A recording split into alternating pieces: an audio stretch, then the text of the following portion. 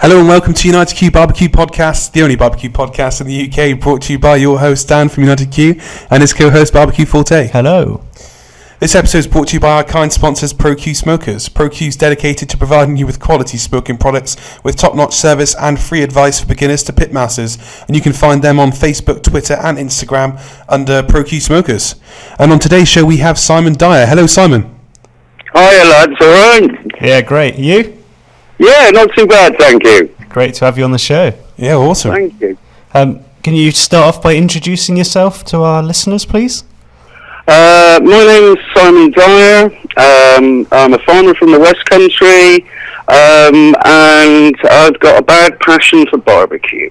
And what really got you known for barbecue for us in the UK, Simon?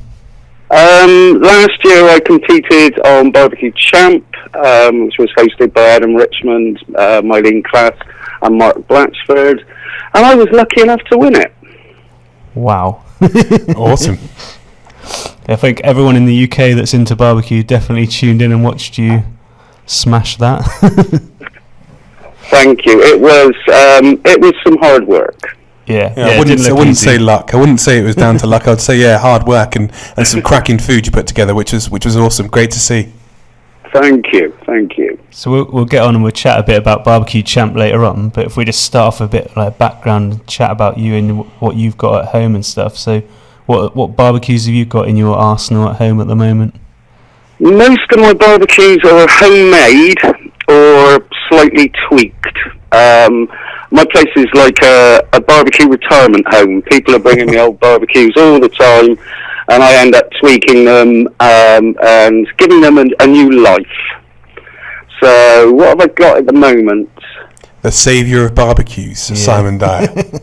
I've got 4 ugly drums of differing sizes. I've got a little 12-gallon barrel that I made for my son. 3 45-gallon ones. I've got a tea-drum barbecue that was made up by a good friend of mine, Al Atkinson. That's a 45-gallon drum that stands up vertically, that's cut off, and then a horizontal drum put on the side. So it almost looks like one of those drum barbecues fitted onto an ugly drum. I've got 2 Cajun microwaves. What else have I got? An old rubber sheet offset, a Texas-style grill, so like the drum barbecues that we cooked on at BBQ Champ, a Texas-style block pit, where I've got the burning barrels and I burn down all the wood and then shovel the embers into that. That thing's got a 7-foot by 4-foot grill, so I could probably fit 2 pigs and 4 lambs on it. Wow. Awesome. Have you? I've got a Weber 47 Smoky Mountain, a couple of flat grills, a Perilla. What else have I got? And a couple of 57 Weber kettle grills. See, well, next time my wife tells me I've got too many barbecues, I'll send her to you. They're just breeding here. I'll just play her the intro to this and she'll forgive me forever. So how did that passion start, Simon? How did you end up with that huge fleet that you've developed now? Well, I did say for the BBQ Champ, I've been cooking almost as long as I've been allowed to use matches or a lighter. And I have, a friend of mine sent me a text after he saw me on BBQ Champ and said, who'd have thought that 42 years ago we were sitting on a hillside cooking corn on the cob over an open fire. He said, who'd have thought it was gone from there to where it is now. So literally, I love cooking outside. And that's what it's all about. Those nights when you're sat on a hillside with a bit of corn on the cob, open the open flame. That is what it's all about. Yes, yeah, it certainly is. I just love cooking outside, using all different techniques, whether it be hot and fast. I like low and slow. I like cooking big lumps of meat. I just like experimenting. What would you say your favourite thing to cook is then? My favourite thing to cook. I enjoy cooking brisket. That is one of my nemesis.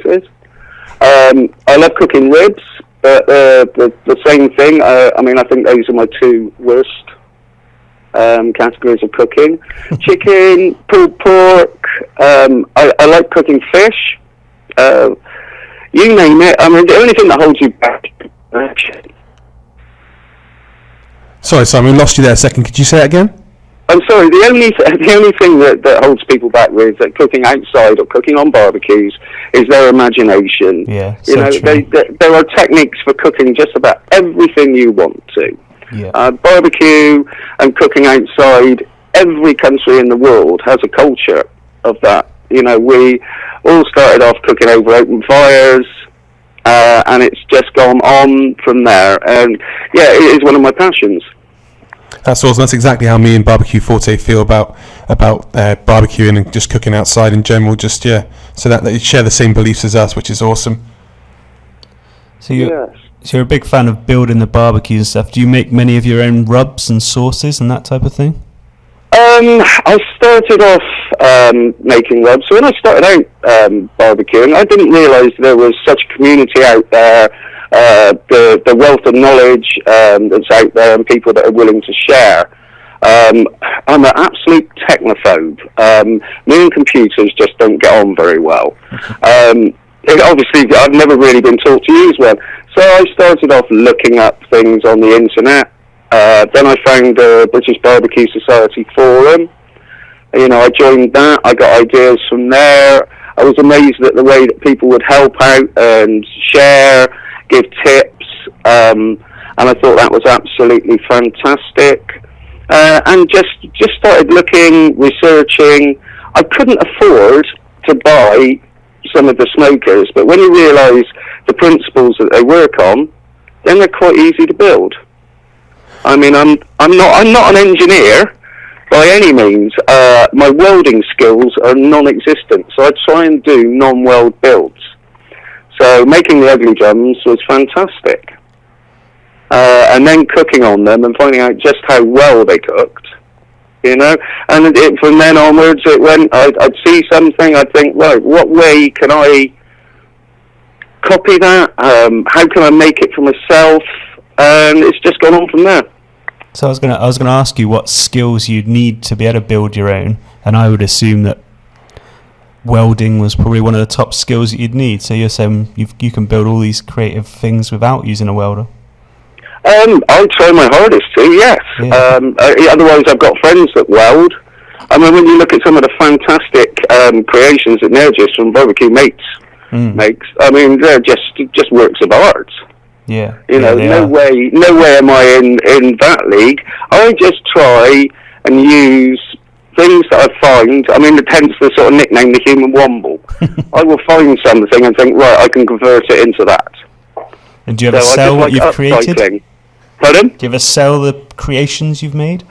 I have sold ugly drums and that in the past, but I haven't concentrated on it as much as I should. You've also been known to give a few away at events, I believe, after you've done a demo. Not as yet. This year, what I'm going to do is do some demos about building drums, and then I'm going to raffle them off at the end of the day or throughout the day. So that'll be a great day to come along to. Which ones are you doing that at? This year I've got Burnham-on-Sea Food Festival, which is a local food festival, where I'm going down to be cooking with John Gower from Quiet Waters Farm. I think Marcus Bolden's going to be there. I think they've got quite an eclectic lineup. Last year I cooked at Powderham. We've got Powderham again this year. I'm competing at Grill Stock this year, where I'm probably going to get my ass kicked. Where else? I said Powderham. I'm going to the Big Meat, where I'll be doing a demonstration on making drums there. And hopefully there'll be a few more in the offing. So that'd be an awesome chance to go and find out how to make a drum smoker there, and also you'll be raffling the one you make away at the end of the session, which is awesome. Yep. Yes, so I'm looking forward to that. So going back to sorry, carry on. No, it's okay. Sorry, you were saying? As I say, going back to the cooking a bit now, I wondered if you had like a favourite wood and stuff, and like if you're on a farm, do you have a lot of your own wood and stuff that's growing on the farm that you get to produce that cooking from your own products?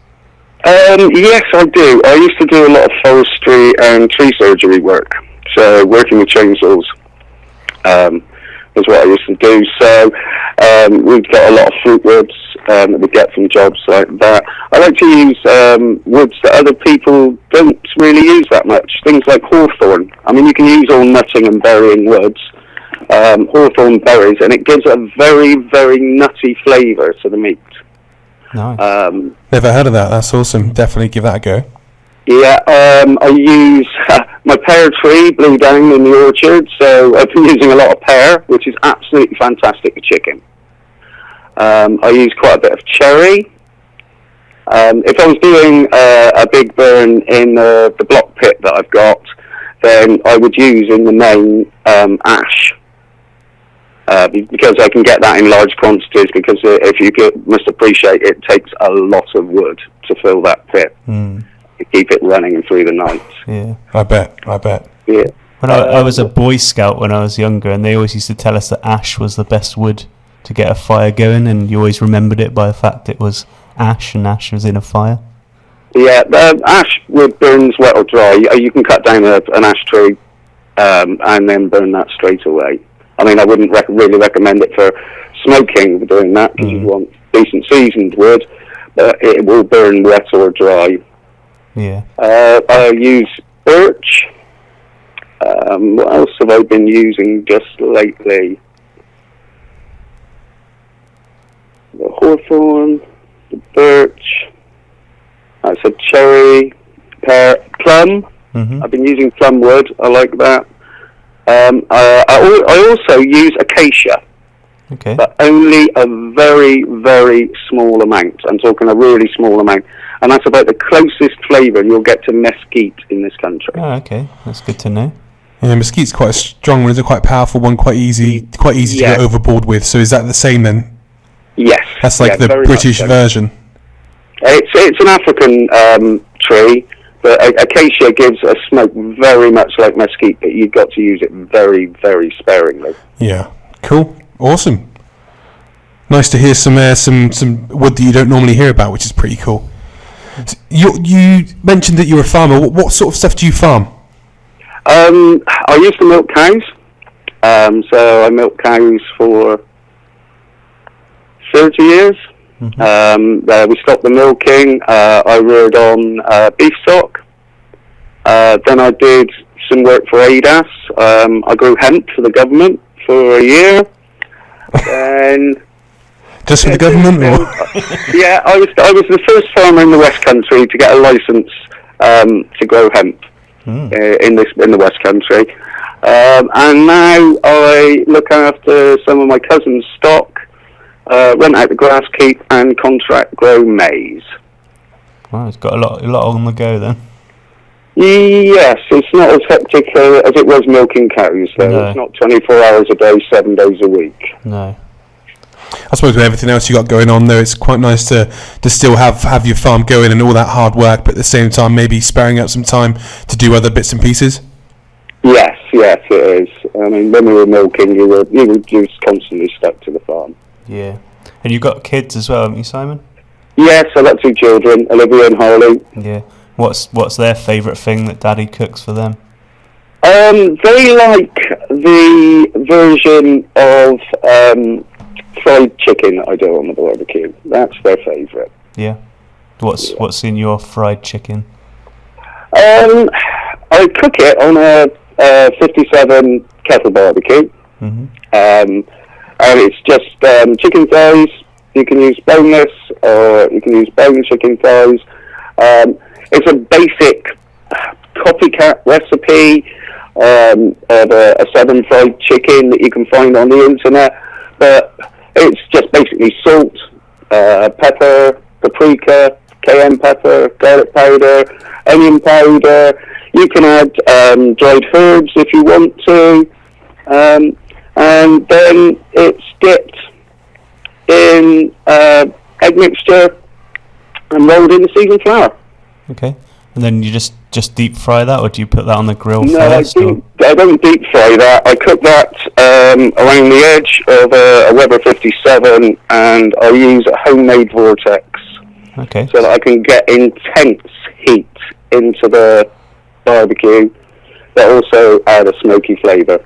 I saw one of the vortexes. So what, can you explain to listeners what they are and what they do? It's more or less a cone. It's an inverted cone. It works along the same principle as a charcoal starter. Okay. When I said before, all of the smoking methods, all of the smokers, everything else has a basic principle to it. If you can recreate that principle, then you get the effect that you want. So I took the top off of an old hibachi, a cast iron pot-belly hibachi stove, and I used that upside down, excuse me, in the Weber, put on the charcoal grate, and I filled that with a full kettle of lit charcoal, put the grill on, and then put all the chicken all the way around the outside. Cool. That's very different. I've not done that before. Have you done that? Well, put the lid on it. When I was at Grill Stock last year, Alan Lowe from Hammer and Tongs was measuring the temperature. I think we've had it lit for about 10 minutes, and that was over 500 degrees Fahrenheit and climbing. Wow. Well, so good for a quick hot and fast then. Oh yes. Yeah. I've seen a lot of people being on the charcoal starter chimneys, and they've got the grates on top. You can get like the cast iron grates on top and stuff like that, and then just fill the chimney up, and they get up pretty hot pretty quickly. And you can just literally chuck a steak on top of the charcoal starter, which is quite a cool way. Like if it's just doing steak for one or something, you get this quick, easy way to get going. Oh yes, yeah, and I mean it's quite a simple way. I mean it's also a really good way to boil a pan of water really fast, or anything that you want cooking fast like that. And I've seen that product, and it looks to be really well made. And it's a good way of using the kettle stove. So if you don't want to fill out the barbecue. Cool. So if we can talk a little bit about the BBQ Champ and like how that came about. How did you hear about the show, and what was the application process like for that? That was a nightmare. I've mentioned before I'm a totally and utter technophobe. Luddite with computers. I saw on a lot of the social media forums that people were advertising, if they wanted to enter or to audition. I tried opening up the attachment and found out my computer was that old. It didn't have the Windows program that I had on my computer wouldn't read the application form. Okay, good start. Yeah, a brilliant start. I was doing a birthday party for my daughter, and she didn't want normal burgers and sausages. She wanted Daddy's food for her friends. And I'd invited a friend of mine who's a bit of a technological whiz kid. He came round, logged on to my internet connection and went, oh yeah, we can do this, we can do that. And I said, well, what's it involved? And he said, oh, you've got to do a 2-minute video. And I said, well, that's me out for starters. He said, no, I've got my mobile phone. So he followed me around on the Saturday afternoon where I was doing a barbecue for my daughter, videoing me. He came back to me on the Monday and said, I've got the video down to 2 minutes. Meet up, you answer the questions on the application form. So we did that. He hit the send button and he said, it's too late now, mate, it's gone. Yeah. And literally that was that. 2 or 3 days later, I'm getting a phone call asking would I take some food up and go up to London to audition. Great. So lucky that you had a good friend there that could come and help you out with that. Yes, yeah, I do need good friends with technology. Yeah. So what did you take up then to London with you? I took up a few different chicken dishes. I took up some of the Southern style chicken that I do. I took up some chicken with wild garlic pesto, inside of it and bacon wrapped. And I took up one of my favourites, and I know this sounds really bad, but I do a peanut butter and jelly chicken. Tell us more. Literally, boneless chicken thighs, slightly flattened out, rubbed with the red currant jelly that I used, peanut butter over the top, rolled up, wrapped in mustard, and cooked in wrapped in bacon, and then cooked on indirect on the barbecue. I've got to try that now. Yeah, sounds awesome. I'm just wondering how you could wrap in mustard though. That confused me for a second. Mustard leaves. You can also paint if you put the peanut butter and the jelly in and when you roll it round, but then you can also paint the outside of the chicken with the jelly and then wrap that in a bacon weave. And how did that go down? I'm guessing it went down well at the application. Well, they all seemed to enjoy it. I went through the rest of the audition, which was there were almost like some quizzes or that you had to do. They wanted to test your knowledge of barbecue. Then we had to do an ingredients where you had to check, and identify all these different ingredients, herbs, spices, whatever. And then you had 10 minutes to cook a steak meal in a professional kitchen. So not on a barbecue? Not on a barbecue. No. So you still had to show you can cook in a real kitchen. You had to show that you could cook under pressure. Yeah. And you obviously did well because you made it onto the show. Yeah. So how was it from there? Was it all guns blazing next step, or were you... It was all guns blazing. We had to go up to London, turned up in London for the next parts, and felt like turning around and walking away. I walked into the production company's offices to find Emma Millis from Bunch of Swans fame, sat there, and she was one of the contestants in front of me, and I thought, well, that's it, I don't stand a chance now. That was going to be my next question. When you started off, did you think, right, I'm going to win this? I guess not. I wanted to do well. Yeah. And quite honestly, I think all of the contestants, we all said, that no one wanted to go out first. No. Everyone had already had to prove that they could cook, through the audition process, and everything. No one wants to be the first person out. But going to cook for Adam Richmond, that was just the biggest buzz out. Yeah, I mean, the Bunch of Swans have got an awesome reputation in the UK barbecue scene, and Emma from there, that must have been like you said, a bit of a daunting one when you're walking in the room and knowing you're going to be cooking against someone of her calibre, which is a really high standard. Yes, it certainly was. And did you know any of the other contestants that were there? No, I didn't. Tony, I know, has been on the barbecue scene, and he was up at Manchester when I was up there competing at Grillstock, but I didn't see him at the time. But all the contestants got on well. It really was an experience. Yeah. A fantastic experience. That's cool to hear, because sometimes you hear on these shows that actually behind the scenes all the contestants hated each other, drama. So it's actually quite nice that in the barbecue scene, the barbecue world, all the contestants got on well, because that's exactly what I would expect. Yeah, I mean, there was bits of drama, but that's just down to little mistakes that could be made. People don't realise the amount of pressure that we were put under with the challenges. I mean, no one expects to go out and to try and win 25 grand that people are going to make it easy for you. No. No, exactly. So what were some of the toughest challenges that you remember from the experience? Oh, toughest challenges. I enjoyed all of the challenges, and all of the challenges stretched myself personally, and I think they stretched the other contestants. Some people had their favourite dishes and all the rest of it. I mean, I was stunned to find that I won the dessert challenge, when my idea of desserts really is crackers and cheese. Yeah. I mean, I'm not saying that I don't make desserts, but I was stunned with that.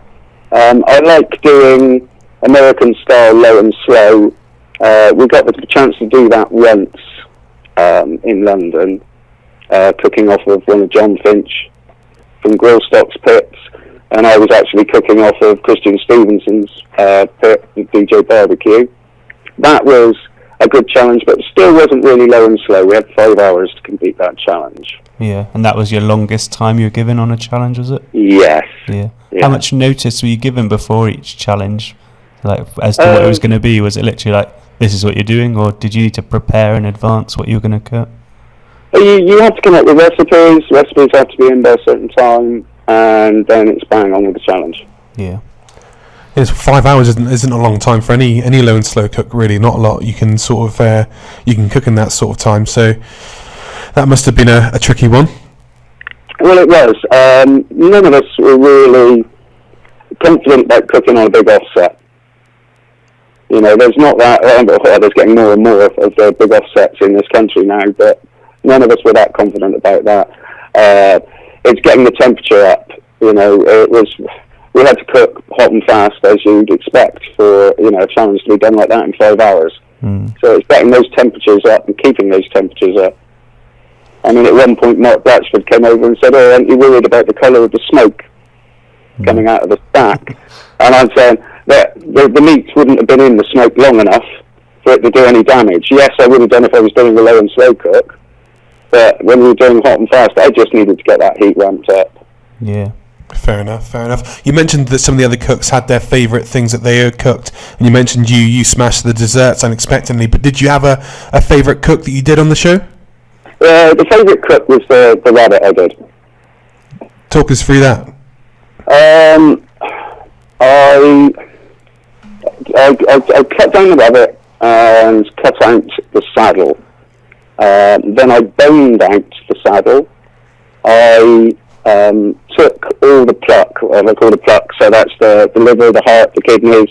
Took that, chopped that down, mixed that with a lot of English herbs. I tried to keep that as sort of West Country as possible, so I mixed that with garlic, onions, rosemary, thyme, and I sautéed that off the offal mixture just a little bit, put that into the boned out rabbit saddle, rolled that in bacon, tied that off, cooked that indirect, and then crisped that up. So it was like a reverse sear I did on that.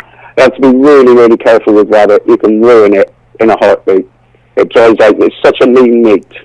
It can dry out so fast. So temperature control and not taking it above its optimum temperature was really, really important.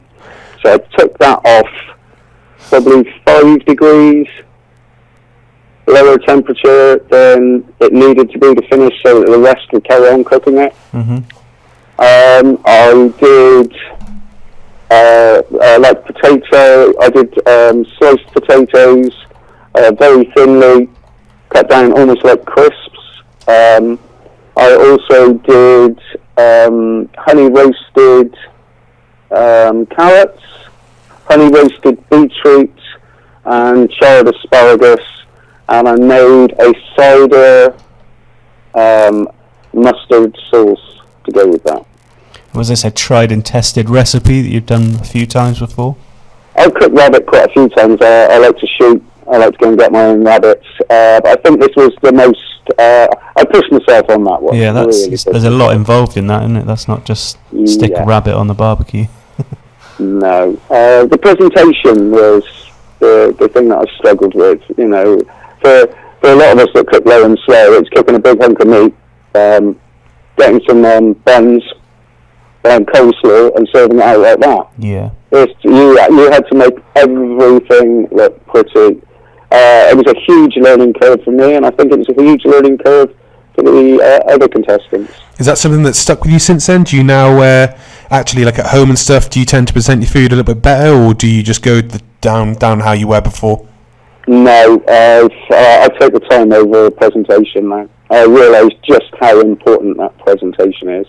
That's really cool. Cool. And sorry, just to touch on their rabbit, what sort of temperature are people aiming for the rabbit? Is that about 155, 160? No, you're taking it miles over there.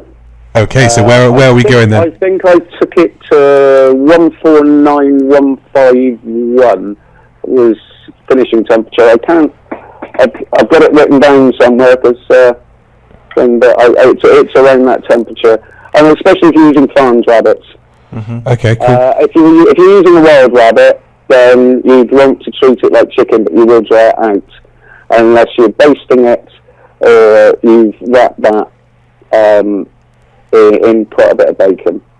Okay. You need something with some oil to baste it. Cool. So I'm guessing when you started off, there must have been a question in there somewhere about if you win, what are you going to spend the money on? Did you have a good plan as to what you wanted to do with it, and have you managed to do what you wanted to do? My mother was in a care home for a long while, and those bills get very expensive. I've bought my partner a car, and I bought myself a truck so that I can carry on working, so I can tow my barbecues and take my stuff about, and also transport the kids about. Cool. So it's made a good difference to your life. Yes,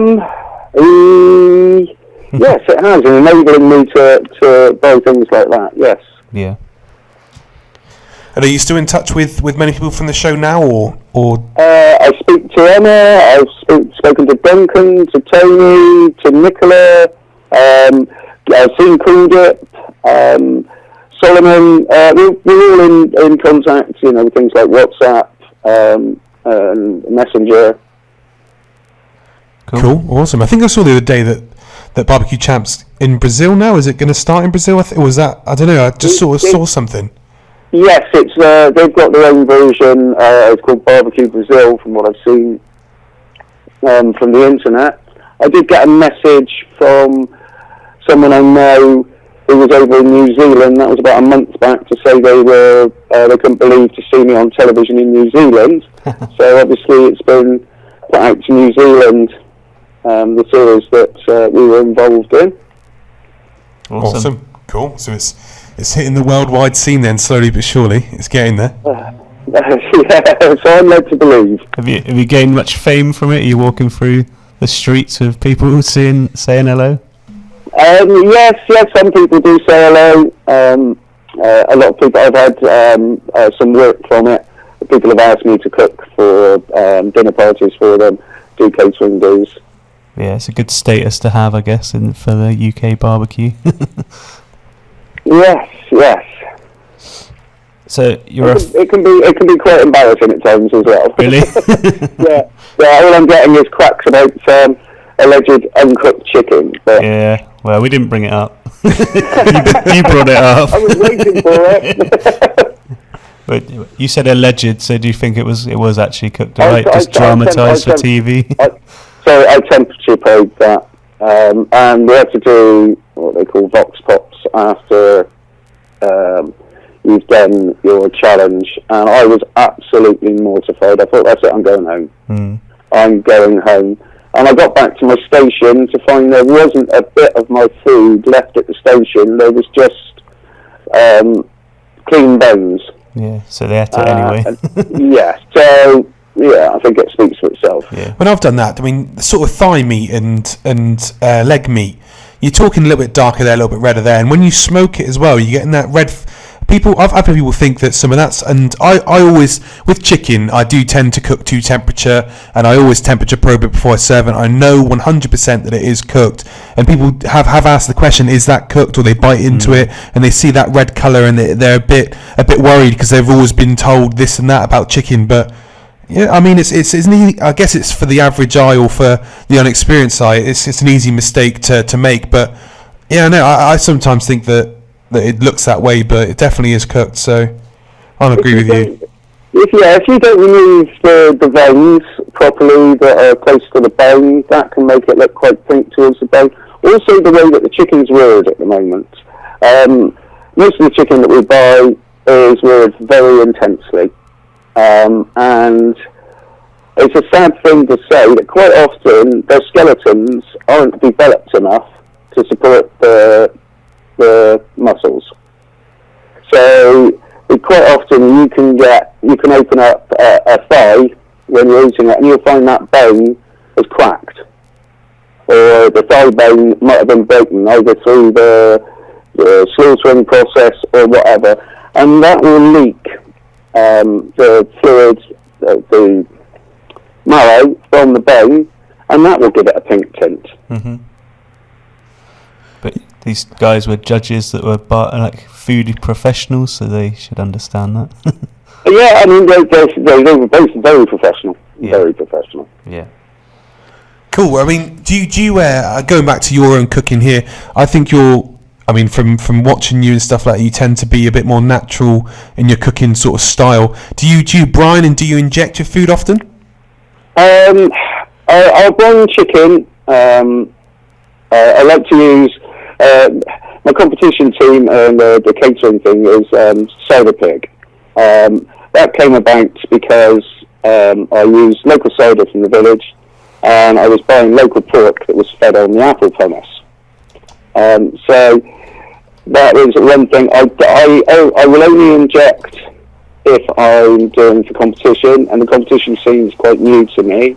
But brining, yes, I do brine quite a bit, but some of chicken I'll brine with buttermilk.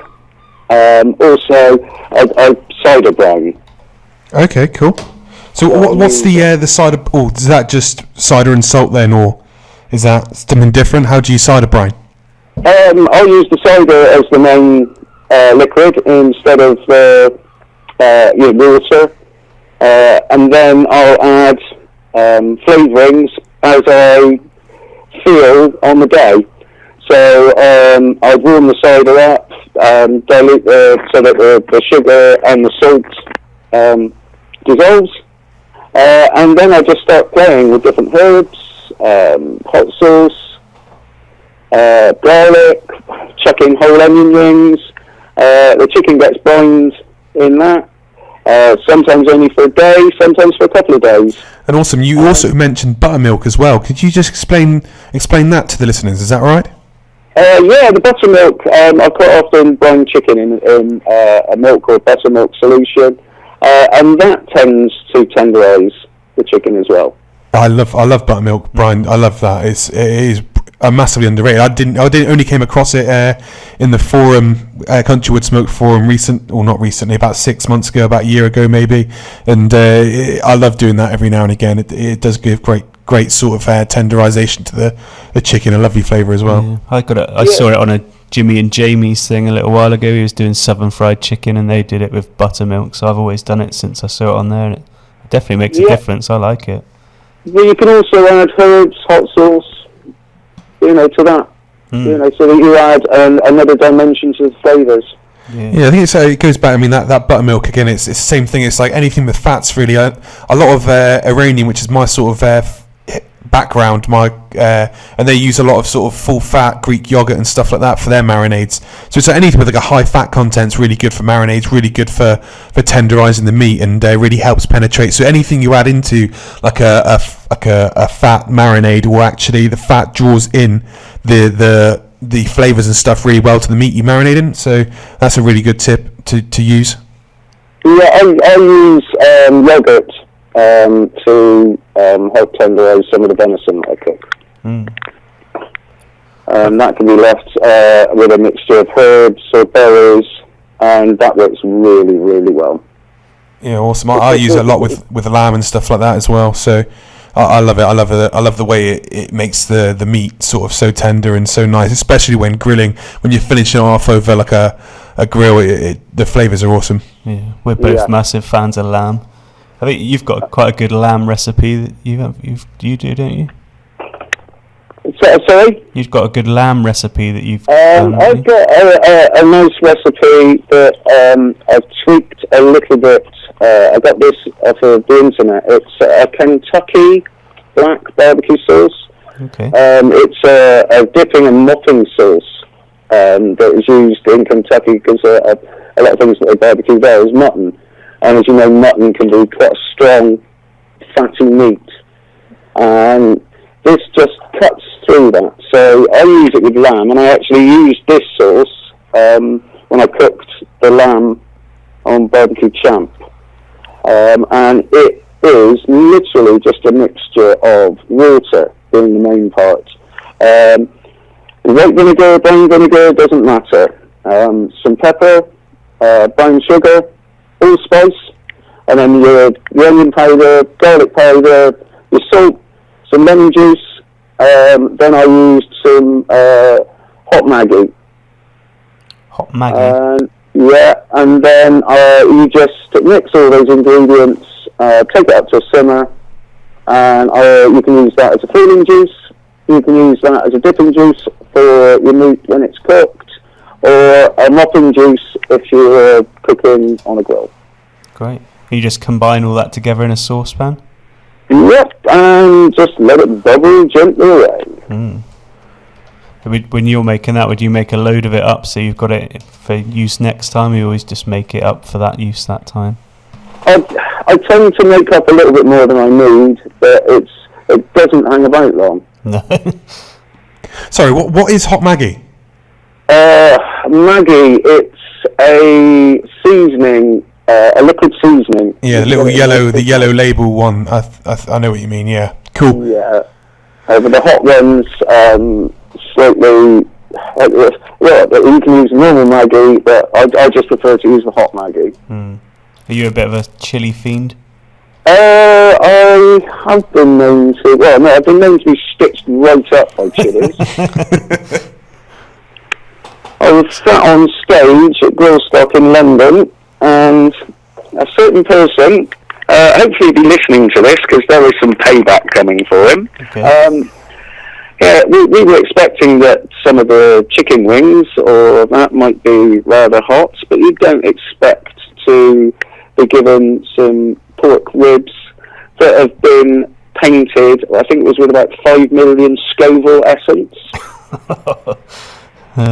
Nice. And who was that? Who was that? That evil person. He knows who he is. In fact, I blamed the wrong person first off. Ooh. And then the wrong person, I blamed Priscilla. I blamed Steve first of all, because I thought that was the type of trick he would pull. And he was not annoyed with me blaming him. He was annoyed that he hadn't thought of it first. So when was that? Was that at Grillstock last year? That was at London. Oh, the London one, yeah. So you competed at Bristol last year? I've actually been helping Alan Lowe from Hammer and Tongs. Okay. I got the competition bug came when I went to one of Toby Shea from the British Barbecue Society. He did a judging course, and I went on the judging course thinking, like I try and reverse engineer most other things, I thought if I know what the judges are looking for, then I'll know a little bit better how to try and cook it. So I went along, and Alan was one of the teams that was cooking for all the people that were on the judging course. And I got speaking with him, and he very kindly offered me the chance to come along and help him compete at the Grillstock festivals. Awesome. So are you a member of the team now? A fully fledged member of Hammer and Tongs? No. This year I'm going to be competing under my own name at Grillstock. Okay. What's that name? Have you got a team name, or is it Simon Dyer? It's the Cyder Pig Q4U crew. Cool. Awesome. Who else is on your crew? I've got a local landlord of a pub that I frequent. I've got 2 people that actually helped Ed and Emma out last year in London. Jason and Chris, that are coming down to give a hand. I shall have my partner Anita there. And I think that's about it at the moment. Sounds like a good team. Interesting. Looking forward to seeing how you guys do this year. Well, yeah, no doubt I'll get my ass kicked, but going to the competitions is an absolutely fantastic experience. You don't realise the time and effort that the people in the teams put in, the amount of practice that they put in, the amount of money that it costs. To practice. Brisket's not cheap. Neither are ribs. and people put a lot of time and a lot of effort. I mean, Ed and Emma, they're all over the world. Alan has competed, helping Cyder out in America, competes over Europe, competes in England. You know, it's a lot of time and effort and commitment. So have you been practicing much? I haven't had that much chance to practice. I've been practicing with Chef's Choice. The only trouble is I keep deciding I'm going to do something different, but I've got a few ideas there. The chicken, I've been practicing. I've just got to start really working on my ribs and brisket.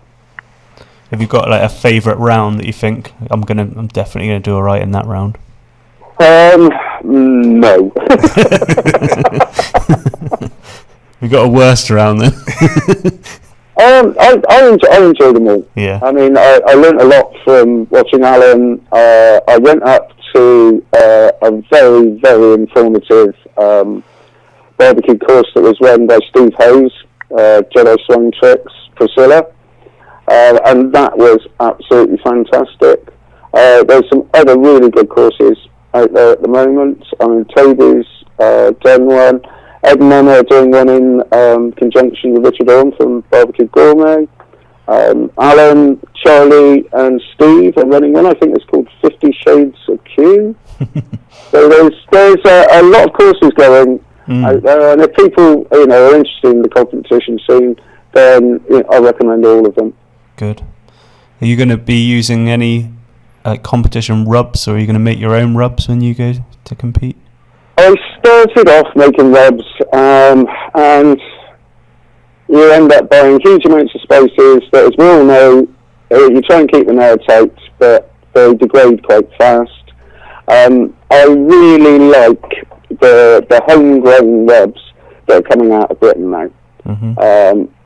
I've been using a lot of Team Smoking Penguin rubs, and I've been using a huge amount of the One Man Barbecue Army, which is Steve Hayes rubs.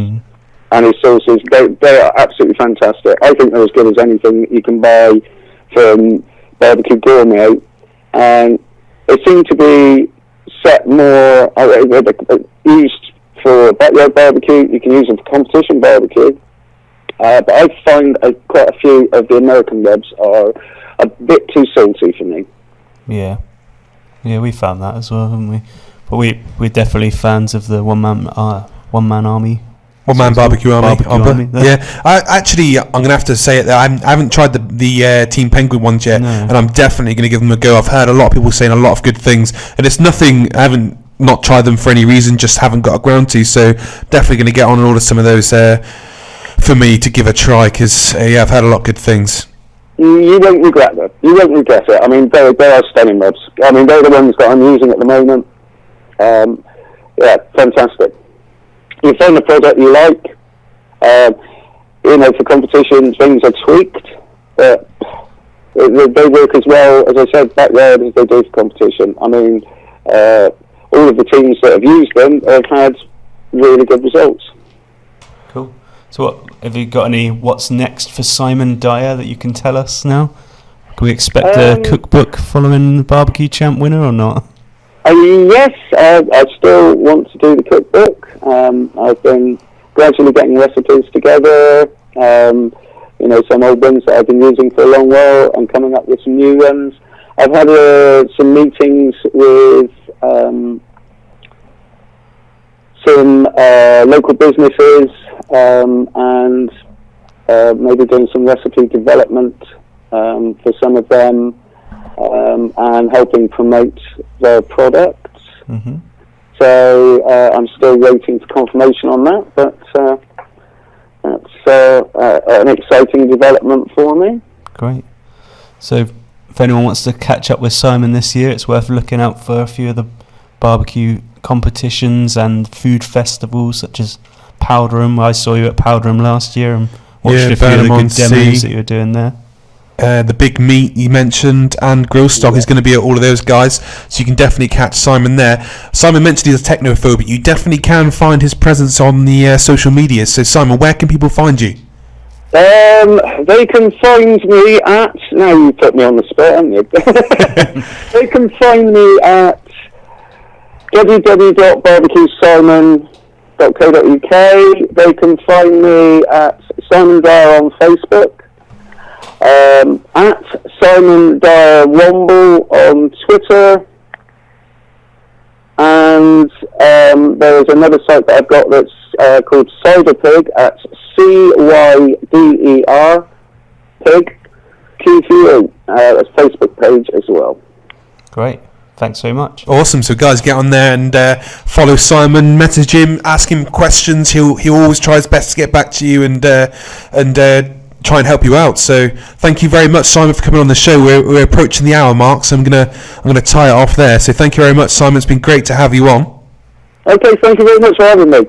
And we're both looking forward to seeing you at some events this year. So thank you very much.